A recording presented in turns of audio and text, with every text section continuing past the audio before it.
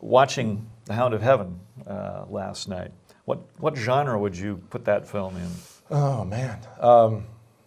I put that in the 800 lines of poetry genre.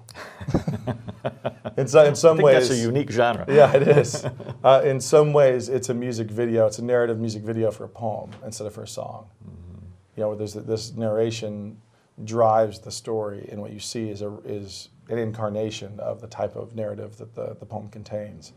So we have a concept for music videos where the song is made flesh in visual art, and that's kind of what's happening in this film for the poem. So this is I think that's the closest genre. Sure. Yeah. Sort of the MTV version of the Hound Yeah, of Heaven poem. you know, but I would just say, you know, MTV, the smash cuts, postmodernism,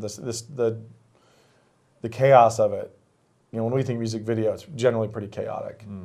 That's not what we're trying to do. I mean, it's a very conscientious, slow build of a particular narrative and motifs and themes built through this 18-minute long experience. So genre-wise, it's music video-esque, but it's also stage production-esque. You know, we wanted that feel, dream-esque. So there's some Asian surreal presence there. And, you know, honestly, we just want to have people connect with this lead actress. We want to have her connect with this character in her flight, in her running. So when she begins to flee in fear, we want the viewer to be with her, understanding why she's running and she's afraid and she's going. And by the end, we want the viewer to sympathize with the pursuer and to understand, you know, like what's actually being accomplished here. So it's, yeah, okay. I could say music video. I could say drama, surreal drama. I don't know, masterpiece. Is that a category? Well, according to some people, yes, it is. Learning process. Yeah, I could also just file it under a learning experience. That's actually a better category than masterpiece. Very good. Well, I noticed at the beginning of the film there was a reference to Kurosawa. Yeah. What's behind that? Well, he was a producer on the project. Hisao Kurosawa, who had produced some of his father's films, you know, the legendary Akira Kurosawa.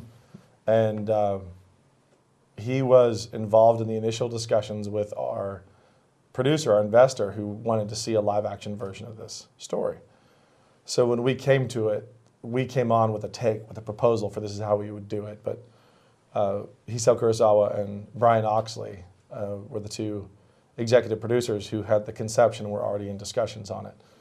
And so he was in Tokyo, and we were submitting footage to him to watch, and then sitting on Skype with him while he was reviewing some of the things we'd assembled, and that was more surreal than the film.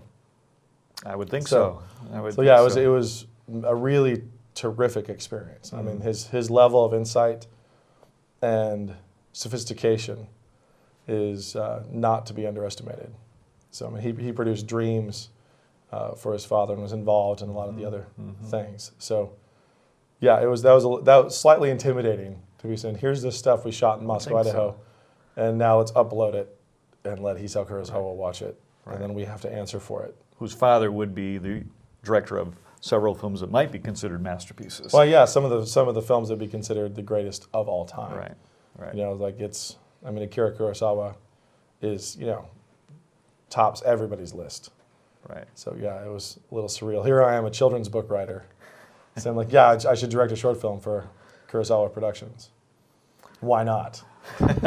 Well, you gamely went into it, so I appreciate your bravery. Now I noticed, and maybe not everybody would, but I noticed other references, visual references to other films and filmmakers throughout the Hound of Heaven. Was that intentional on your part? What are you thinking of? What are you noticing in particular? Well, there was the scene where the wall collapses and the door remains standing is right out of a Buster Keaton film, actually. Yeah.